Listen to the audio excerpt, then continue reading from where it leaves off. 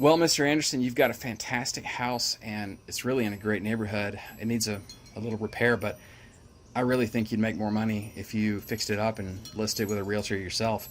Have you ever thought about that? That's exactly the counterintuitive conversation that my friend Joe McCall has every time he sits down with a seller now, and it works brilliantly for him. How does it work? Let's talk about that.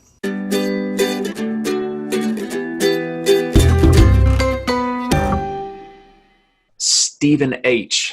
says, I'm in Illinois and not a licensed realtor currently.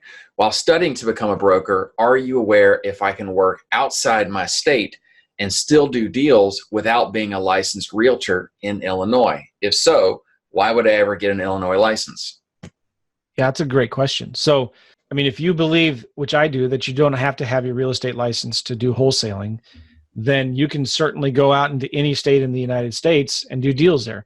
Again, just remember this, the wholesaling, like all of the states have really very similar laws that say you can't represent somebody else for a fee when you're doing a deal, right? So you can't go out and say, I'm going to put this buyer and the seller together. You know, that's brokering. You can't do that, right? But if you go out to any state in the country and you approach a seller and say, hey, I want to buy your house, you can do that. Then you give them a contract, you buy their house. Then you have the right, contractual law 101, that you can either assign that contract to somebody else. Unless the initial contract says, no, you can't assign it, you can assign it unless it prohibits you from assigning it. Right. So you sell the contract or you can double close. So, you know, different states have different laws. So could I, from Missouri, go into Illinois and wholesale without a license? Well, the real estate commission in Illinois is probably going to say, no, you can't. And if you do, we'll go after you. So, okay, what does that mean? Well, I can't do wholesaling in Illinois. That's fine. I don't like Illinois anyway. I hate the Cubs. I hate the Blackhawks. I hate the Chicago Bulls. I'm just kidding. But, you know, I don't like Chicago because they have a horrible baseball team and they're trying to knock the St. Louis Cardinals out of the first place in the division right now. So anyway, whatever, I don't want to do deals in Illinois. But guess what? I've got 49 other states I could do deals in. And there's so much opportunity in Missouri, which has the St. Louis Cardinals and the Kansas City Royals. Why would I want to do deals in any other state? We've got the St. Louis Blues, national champions, Stanley Cup hockey. Let's do deals here in Missouri.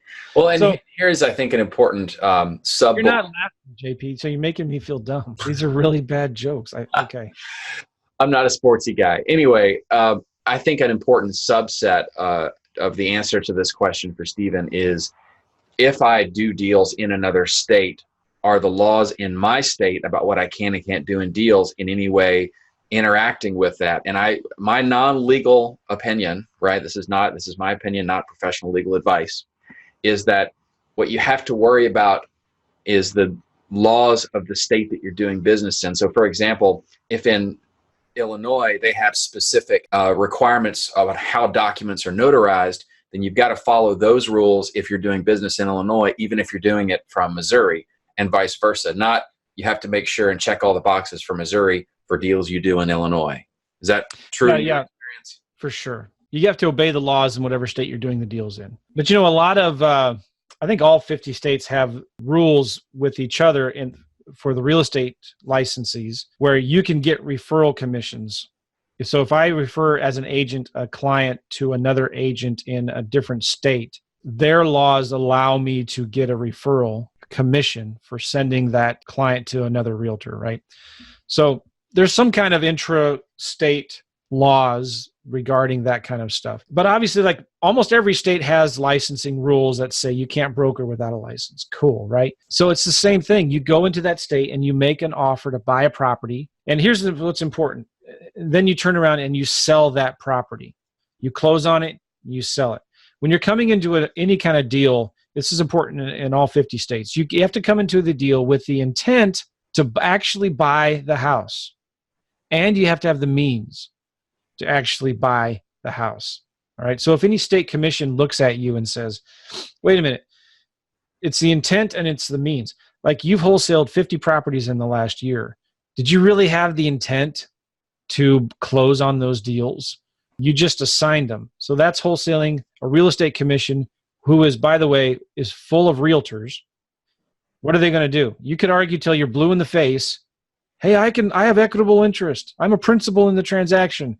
I can do this. They're not going to care what you think, right?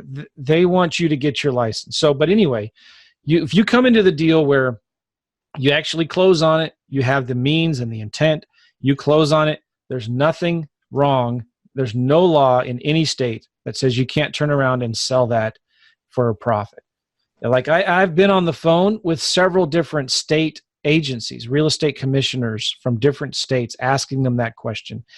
Is there any problem with me getting a property under contract, closing on it, and immediately turning around a second later and selling it by owner to somebody else? Do I have to have a license to do that? They've all said no. Now, Illinois may be different. They're still trying to figure that out. They passed the law.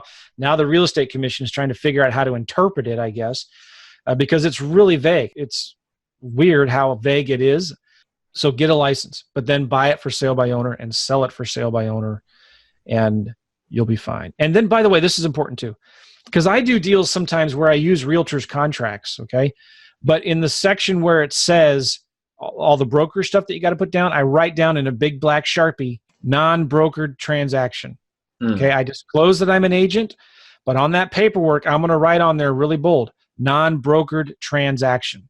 And the other thing that you got to be careful of, if you're doing deals as a licensed agent, but you're doing it for yourself, disclosure is everything.